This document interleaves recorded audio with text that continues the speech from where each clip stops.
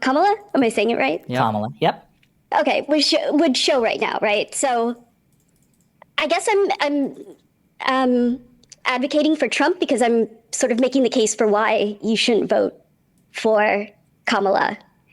So you mentioned the bail fund and how that doesn't really matter. I think it does when you're running on being the top cop. You know, like that profile of being the toughest on crime. That's sort of a contradiction. How? I think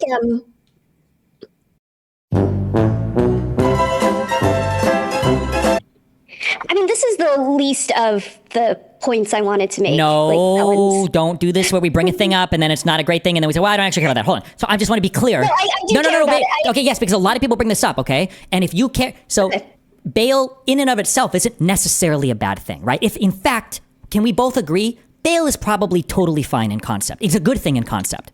Do we agree with that or no? Yes, I do believe it is a good thing. It's not...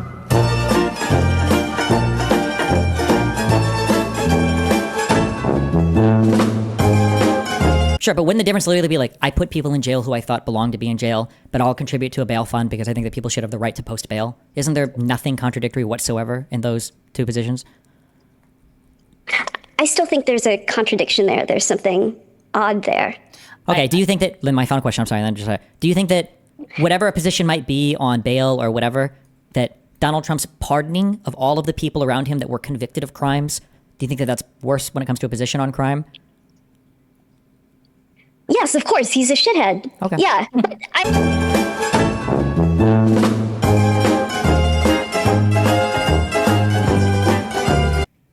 But in 2019, she did a town hall or something where she said she would eliminate private, and then there was immediate backlash, and they wrote a, post on Medium within like a week.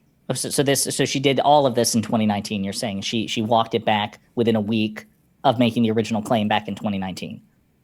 Yes. Okay. All right. Sorry. Continue. Yes.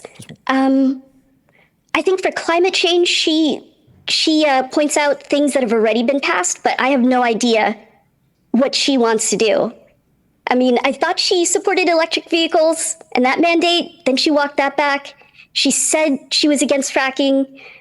She went to Pennsylvania and now she's cool with it. I mean, she was cool with it when she started, running with Biden.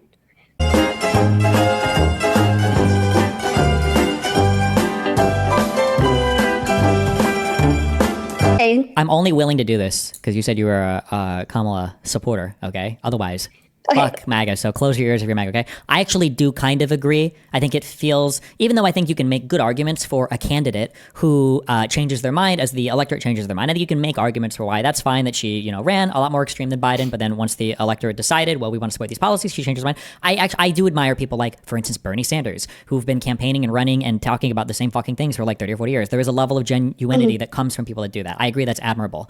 That being said, that trait is entirely absent in Donald Trump. I understand that Donald Trump talks with a lot of force, but like right now he's talking forcefully about how Republicans, gave you the ability to have pre-existing conditions in healthcare.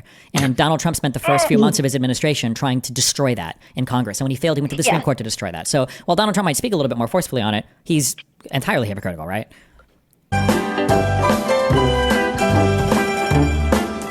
You want Harris to defend Taiwan with boots on the ground? Well, no, she was saying that at least Biden gave a concrete answer. Gotcha. Well, she said we'd have the most lethal military in the world. So why can't she say what we're going to do with it? Why would you? Well, but I mean, past a certain point, why would you say that? What would you want her to say? The only reason he gets things done with foreign policy is because people don't know what he's going to do. Wait. Do you know what I mean? I'm trying so hard. Tell me what I can do to please dispel this myth or illusion from your brain. Trump did not get anything done for foreign policy for the U.S. What do you think he got done?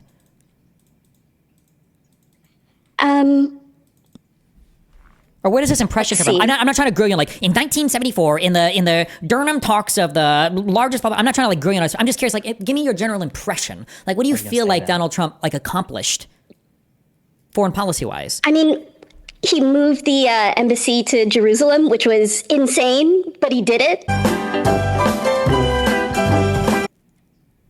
I don't know. I would like to hear her make some tough calls. Like, I mean, say she has what given she's some going to concrete, do. like she said about like she wants to give a $15,000 tax credit to first-time homebuyers. She wants to expand the child tax credit. She wants to give a $50,000 deduction for small businesses. Like these are concrete things.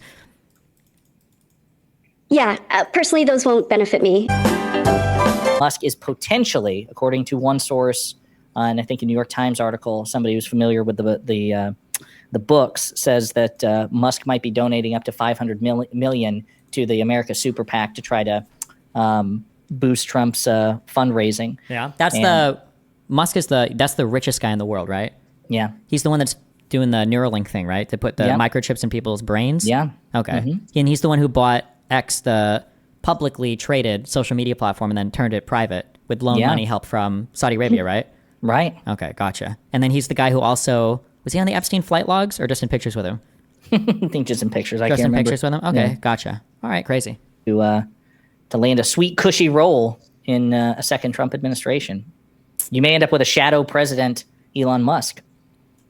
But I mean, you Jesus. can't say that because that would sound conspiratorial, right? It's not like the right would ever say anything like that about, shadowy cabal or whatever. True. At least it wouldn't be Peter Thiel, who I would be way more scared of.